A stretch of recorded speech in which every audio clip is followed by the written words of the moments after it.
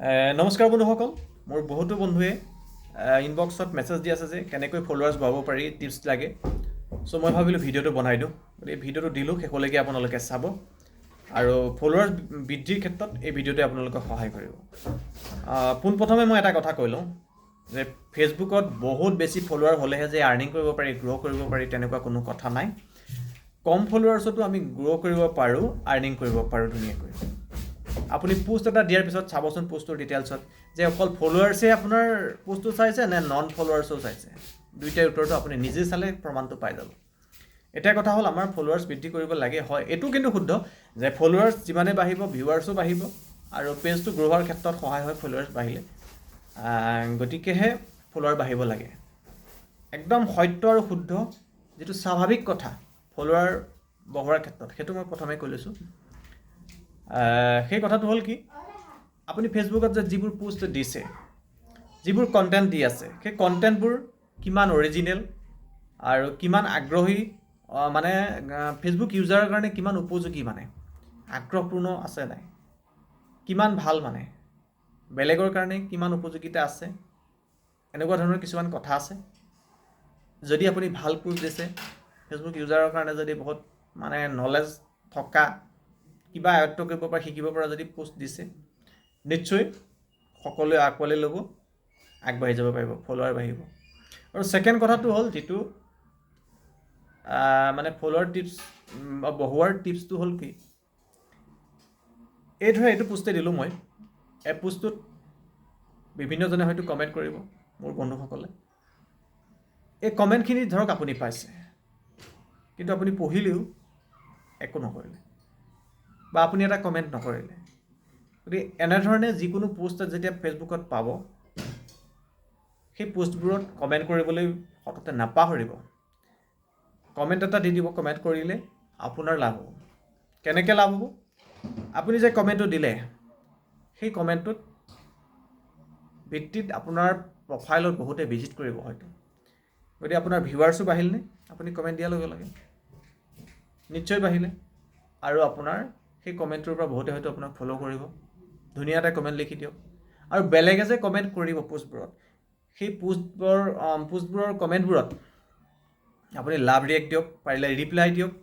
আৰু যিসকলে কমেণ্ট কৰিব, সেই কমেণ্টৰ সকলৰ প্ৰফাইলত আপুনি একবাৰ ভিজিট মাৰি দিয়ক।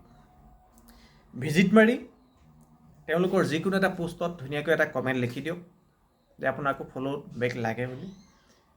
আৰু আপুনি ভালকৈ এটা কমেণ্ট কৰিলে আপোনাৰ প্ৰফাইলটো তেওঁ ভিজিট কৰিব, বা আপুনি ফ'ল' কৰিলে তেওঁক আপোনাক নিশ্চয় ফ'ল' বেক দিবই। বুজি পাইছে নিশ্চয়?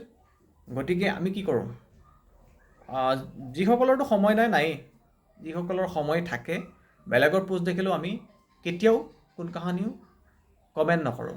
কেতিয়াবা আমি এজনে আনজনক ফ'ল' কৰাৰ পাছতো পোষ্টটো পায়ো আমি কমেণ্ট নকৰোঁ।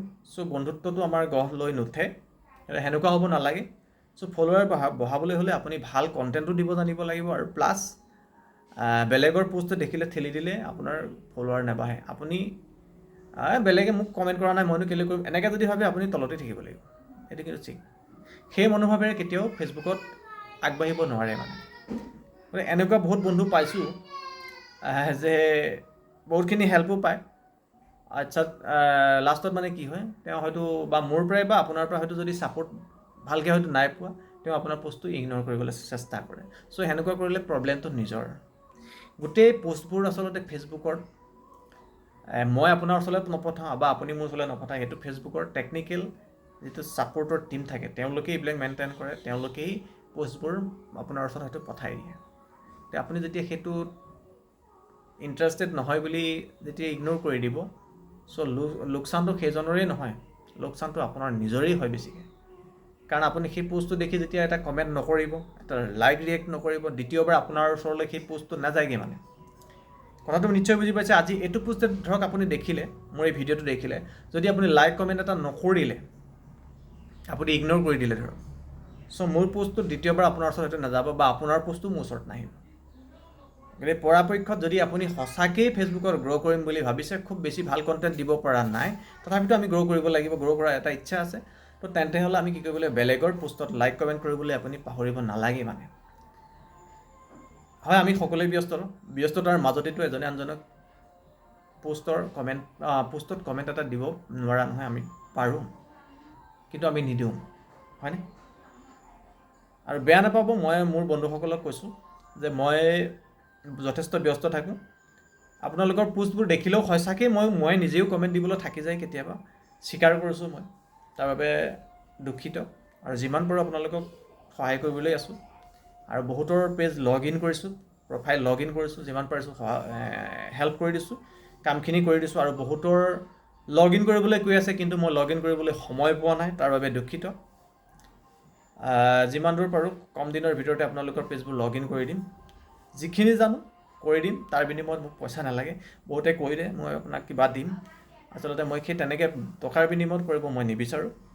মই যিটো জানো মই সেইটো কৰি দিম, মোক খালি হেল্প কৰি দিলে হ'ল, ছাপোৰ্ট কৰিলে হ'ল মোক সদায়, সেইটোৱে মই বিচাৰোঁ। বহুতে শুনিবলৈ পাইছোঁ যে পইচা লৈ 5-6 হাজাৰ টকা লয়, এনেকৈ বহুতখিনি কাম কৰি দিছে। চ' সেইটো মই তেনেকৈ নিবিচাৰোঁ। মই কিন্তু বহুত বেছিও নাজানো, যিখিনি জানো হেল্প কৰি দিম। পৰাটো পাৰিছোঁ বুলি কওঁ, নোৱাৰাটো নাই বুলি কওঁ। আৰু যিটো হ'ল আমাৰ এতিয়া ফলোৱাৰ্ছ বৃদ্ধিৰ ক্ষেত্ৰত সঁচা কথা ক'বলৈ গ'লে মই বহুত বেছি গুৰুত্ব নিদিওঁ। ফলোৱাৰ বৃদ্ধিৰ ক্ষেত্ৰত বহুত গুৰুত্ব নিদিওঁ মই। আৰু যদি মোক ভাল লাগে মোৰ কণ্টেণ্টবিলাক, আপোনালোকে ফ'ল' নিশ্চয় কৰিব, মোৰ আশা থাকিল। আৰু মই যিমান দূৰ পাৰোঁ আপোনালোকক ফ'ল' বেক দি যাম, লগ পাই থাকিম। পুনৰ পিছত লগ পাম। এনেদৰে ভিডিঅ' আপোনালোকৰ যদি কিবা সমস্যা থাকে ক'ব, মই ভিডিঅ' বনাই দিবলৈ চেষ্টা কৰিম। বহুত ব্যস্ত থাকোঁ, ব্যস্ততাৰ মাজতে আপোনালোকক লগ পাই থাকিম। Thank U.